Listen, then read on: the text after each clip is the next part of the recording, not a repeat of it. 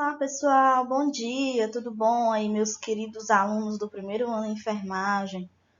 Hoje a gente vai continuar na nossa disciplina de políticas públicas de saúde, um tema muito comum, que é o Sistema Único de Saúde, que é o SUS.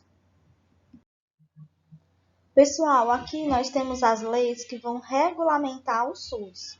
Nós temos a Lei 8.080/90, que ela é considerada a lei orgânica da saúde. Então, essa lei ela vai conseguir regulamentar todo o Sistema Único de Saúde. Então, ela aborda todas as condições para poder promover, recuperar, proteger a saúde, todo o funcionamento dos serviços. E ela foi estabelecida em 19 de setembro de 1990. Então, essa lei ela também relata execuções de ações de vigilância sanitária, vigilância epidemiológica, saúde do trabalhador e assistência terapêutica. Então, pessoal, a partir dos anos 80, devido às mudanças econômicas, mudanças políticas no nosso país, houve uma substituição do modelo assistencial privatista, do modelo privado, para um outro modelo de atenção que envolvesse toda a população, mas que esse sistema de saúde ele fosse gratuito. E a gente chama hoje de SUS. Porque antigamente, pessoal, as ações eram consideradas curativas. O atendimento era somente do médico. E hoje não, hoje a gente tem uma ampla ações de saúde envolvendo uma equipe multiprofissional e que esse atendimento é voltado não somente para a área da cura, né, da área curativa, mas da área preventiva e da promoção da saúde. Então, o SUS ele é considerado um conjunto de ações e serviços de saúde prestados por órgãos e instituições da administração direta ou indireta e das fundações mantidas pelo poder público. Então, nós temos aí 3 entes federativos que estão ligados de acordo com seu modo de atuação no SUS, que é o nível federal, o nível estadual e o nível municipal. Então, pessoal, o SUS veio para se destacar no nosso país, né, no nosso Brasil, e ele conseguiu dar suporte de forma efetiva às políticas públicas de saúde, trazendo aí princípios e diretrizes dessa mesma política. Então, o SUS que a gente tem hoje é devido aos vários movimentos sociais que teve na época, umas décadas atrás, e que a gente conseguiu hoje ter um sistema de forma gratuita. Se a gente for comparar o SUS com outros países, a gente vai ver que nós temos um dos sistemas melhores. Por quê? Por exemplo, se uma pessoa adoece nos Estados Unidos, os Estados Unidos ele tem um modelo que é pago. Então, qualquer serviço que você faz lá da área da saúde, pode ser até uma retirada de ponto, ou um curativo, seja o que for, você tem que pagar por aquele serviço. Então, lá não existe um sistema universal, um sistema igualitário, um sistema que envolvesse toda essa população. Já aqui no Brasil, nós temos sim um sistema gratuito, que ele tem princípios e diretrizes de políticas públicas de saúde. O SUS possui 3 objetivos básicos. O primeiro, identificação e divulgação dos fatores condicionantes e determinantes da saúde. Esses fatores eles são indispensáveis para o planejamento das ações de saúde no SUS. Então, é preciso identificar eles e divulgá-los. Então, por exemplo, nós temos aí alguns determinantes e condicionantes sociais nesse processo de saúde e doença. Nós temos as condições socioeconômicas, culturais, ambientais, e aí envolve os aspectos aí de idade, de gênero, de fatores hereditários, de redes sociais e comunitárias, de estilo de vida, de água e esgoto, se essa pessoa ela tem esse acesso. Em relação às condições de trabalho, condições se essa pessoa está desempregada, habitação, se ela tem um lar, se ela tem uma casa, se ela tem acesso aos serviços de educação, de produção de alimentos. Então, pessoal, todos esses pontos aí que eu citei fazem parte aí dos condicionantes e determinantes sociais da nossa população. Nós temos o segundo objetivo, que é a formulação de política de saúde. E essas políticas de saúde, elas têm o objetivo principal de transformar os campos econômicos, sociais, promovendo assim saúde e qualidade de vida, reduzindo os riscos de doenças e outros agravos e conseguir estabelecer condições que vai assegurar essas pessoas a terem um acesso universal, igualitário em todas essas ações que vai envolver promoção, proteção e recuperação da saúde. Nós temos aí o terceiro objetivo, que é implementar ações assistenciais e preventivas.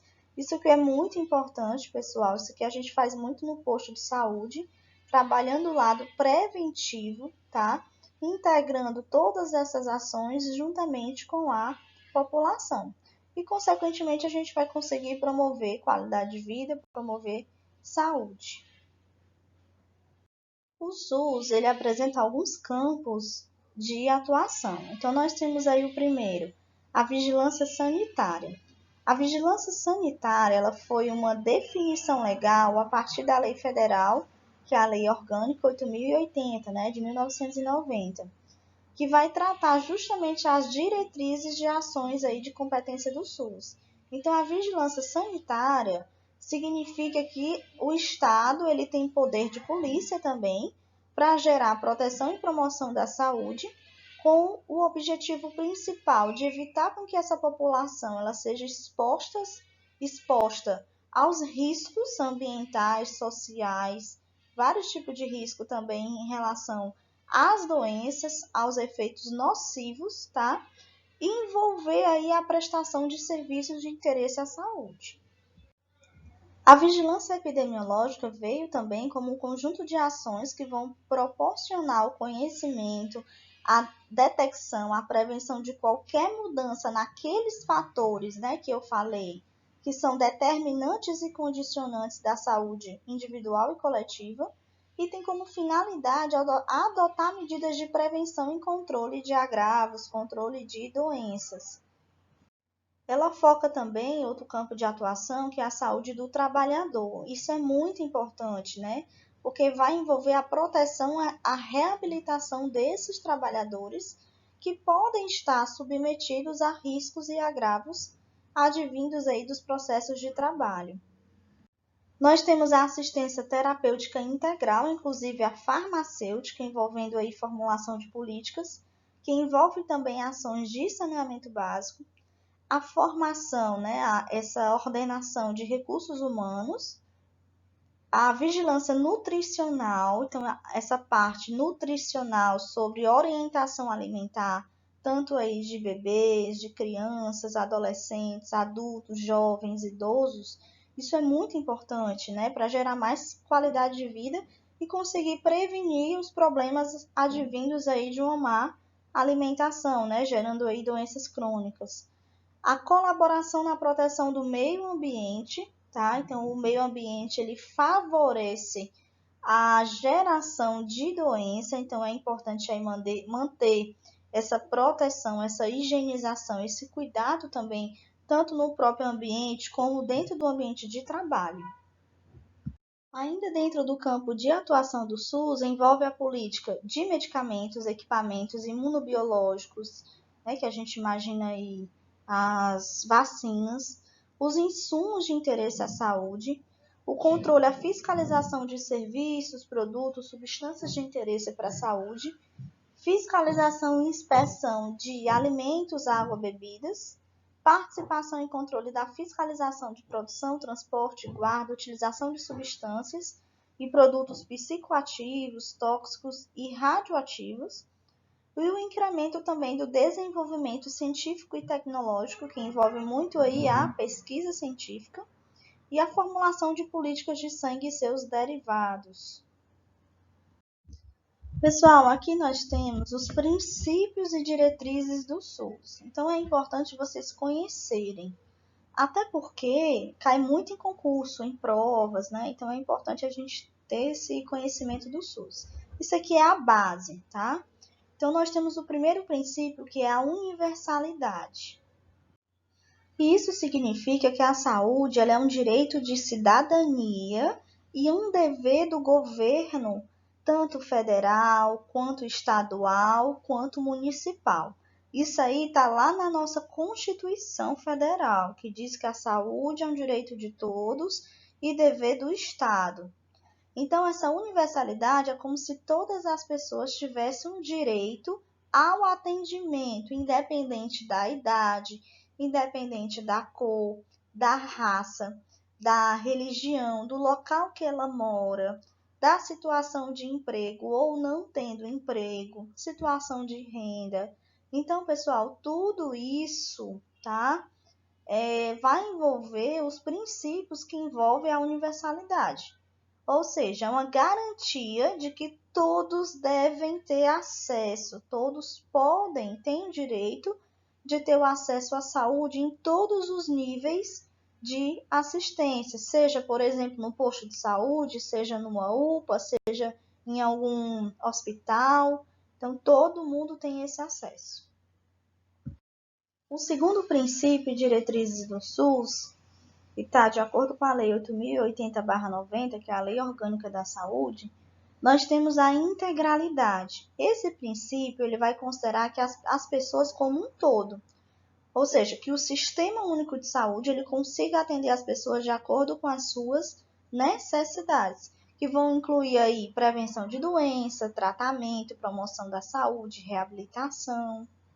E que essas ações de saúde elas devem estar combinadas e vinculadas tanto à área da cura quanto à área da prevenção.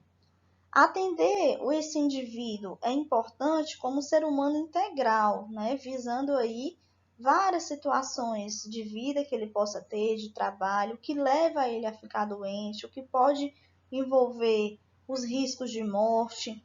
E esse paciente ele não deve ser visto apenas por parte, por exemplo, apenas pelo coração, pelo fígado, pelo pulmão, e sim ver ele como um todo, né? Ter esse aspecto mais holístico. Aqui nós temos o terceiro princípio do SUS, que é a equidade. É importante o governo identificar as condições piores de saúde daquela região para que ele consiga estruturar e investir mais. Então, pessoas mais carentes merecem ser tratadas com prioridade no SUS, tá? Usuários de saúde com condições clínicas mais graves do que outras pessoas devem ser atendidas mais rapidamente do que aqueles casos mais leves. Então, é como se esse atendimento desse indivíduo fosse de acordo com as suas necessidades, oferecendo mais a quem precisa e menos a quem requer menos cuidados, tá certo? Por exemplo, a gente está vivendo hoje uma situação do coronavírus.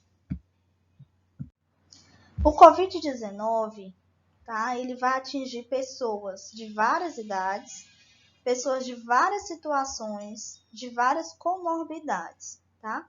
Por exemplo, se ele atinge um paciente mais idoso, um paciente que tem todos os riscos aí para poder desenvolver a doença, esse paciente ele já está com muita falta de ar, está sentindo todos os sinais e sintomas e está cada vez piorando. Ele apresenta uma saturação baixa, tá? Menos do que 90%. Então, muitas vezes esse paciente ele precisa ser tratado em uma UTI. Então, ele já chega no Sistema Único de Saúde, numa UPA, né, como exemplo, ele já chega com muita falta de ar, certo? Então, ele é encaminhado com prioridade para ser internado, para ser tratado. Então, a gente não pode comparar, por exemplo, um paciente que está com alguma outra doença mais leve, certo? Com um paciente, por exemplo, que está com coronavírus em estado grave, tá certo? Então, isso é equidade, trazer prioridades ao sistema. Então, aqui são princípios que vão reger a organização do SUS. Então, nós temos a hierarquização.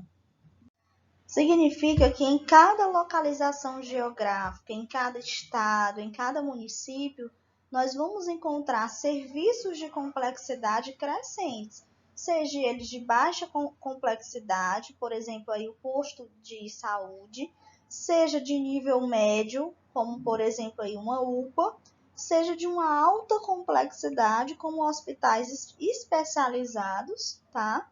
E aí eles vão trazer esse cuidado à saúde, de acordo com os usuários aí do SUS. Isso a gente chama de hierarquização. A regionalização é a organização dos serviços de saúde, tá? De acordo com a localização geográfica, independente, como eu falei, se está no município, no estado ou a nível federal. Mas que todos esses serviços eles estejam disponíveis a todos os usuários do SUS. Então, essa figura nos mostra que os usuários do SUS eles são encaminhados de acordo com o nível de complexidade, que a gente chama isso de referência. Então, nós temos aí a atenção básica a gente lembra de posto de saúde.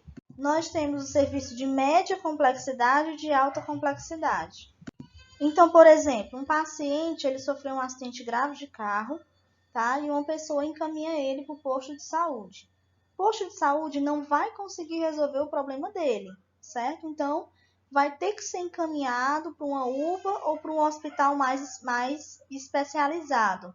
Então, é feita uma referência, um encaminhamento aí da atenção básica para o nível de média complexidade, certo? E assim vai, de acordo com os níveis. A gente chama isso de hierarquização. A gente não pode ultrapassar, não é o adequado ultrapassar esses níveis. Então, muita coisa, gente, 80% dos nossos problemas conseguem ser resolvidos de forma preventiva na atenção básica, certo? E outros problemas que envolvem mais aí problemas como acidentes automobilísticos, problemas oncológicos, transplante de órgãos, e aí vai envolver unidades de média e alta complexidade. Aqui nós temos os princípios que vão reger também a organização do SUS, como descentralização e comando único. Descentralizar significa redistribuir poder e responsabilidade entre as 3 esferas do governo, que é a nível federal, estadual e municipal. Então, essa responsabilidade ela é descentralizada até mesmo a nível de município. Então, o município ele tem condições gerenciais, condições administrativas, condições técnicas, e ele recebe o repasse financeiro aí que envolve o Estado para ele executar a função dele. Nós temos também o comando único. O que isso significa?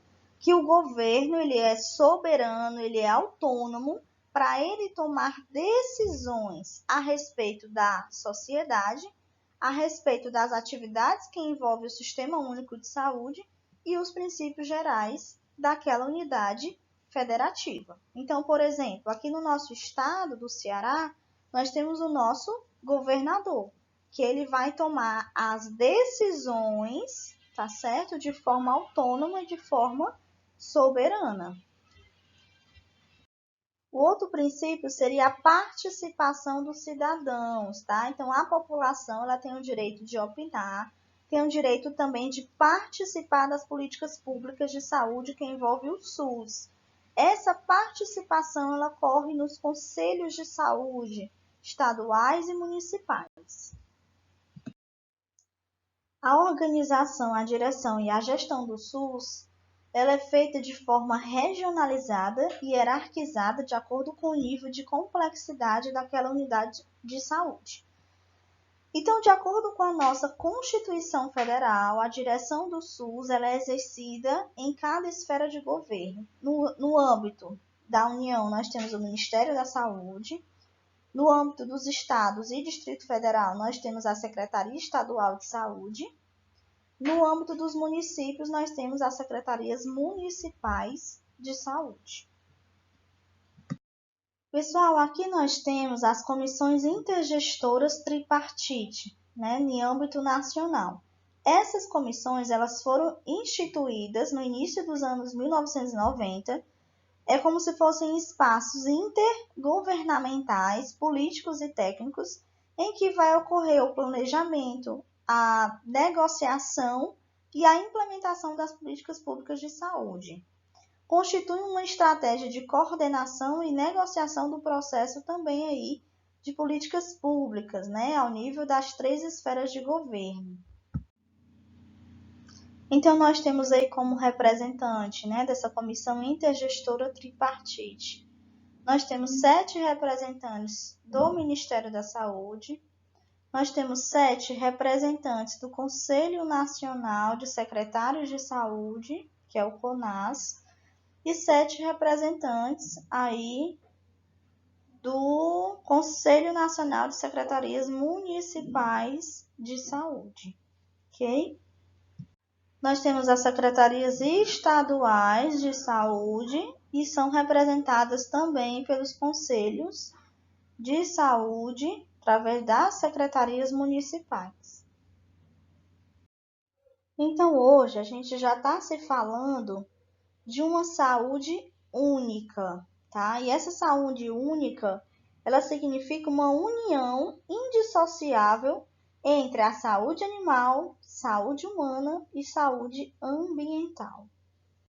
Então, pessoal, para que a gente consiga garantir níveis excelentes de promoção, de prevenção de saúde, tá? É necessário conhecer os fatores que envolvem as doenças, como elas podem ser combatidas, certo?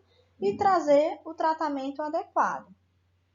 Então, a saúde única, ela seria uma integração entre a saúde humana, saúde animal e saúde ambiental, que no qual vai adotar políticas públicas efetivas para controlar e prevenir as enfermidades. Tanto isso aí em nível local, regional, nacional e global. Então a gente percebe quanto é importante uma equipe multiprofissional, uma equipe interdisciplinar, tá? Que possa complementar os conhecimentos voltados para a área da saúde. Como, por exemplo, é muito importante o papel do médico veterinário dentro da saúde pública, tá? Porque ele conhece os patógenos, ele conhece os animais que podem ser veículos, né? Serem vetores de algumas doenças, ou até mesmo fômites, né? Até mesmo hospedeiros. Então, é importante o papel do médico veterinário, é importante o papel do médico humano, do enfermeiro, tá? Do fonoaudiólogo, de toda a equipe que vai envolver aí essa saúde única. Então, nós temos as redes de atenção, que elas vão se organizar para poder fornecer esse atendimento integral e conseguir fragmentar as ações de saúde. Então, nessa primeira foto, nós temos o posto de saúde, que é a porta de entrada para o SUS, tá? É a atenção básica. Nessa outra figura, a gente tem também o posto, tá? Essa criança, ela está recebendo vacina, então, aí já é nível de prevenção de doenças. E nessa terceira figura, a gente tem aí o Hospital Infantil Albert Sabin, aqui em Fortaleza. E esse hospital, ele trabalha com doenças de média complexidade, de crianças e de neonatos, de bebês, tá? Então, aí já é um nível de complexidade muito maior do que, por exemplo, o posto. Pessoal, aqui nós temos os níveis de organização do SUS que envolve o nível primário. O nível primário é a porta de entrada do SUS, é a atenção básica. Então, no posto de saúde, esse paciente ele consegue ter acesso a consultas médicas, consultas de enfermagem, vacina, curativo, retirada de ponto.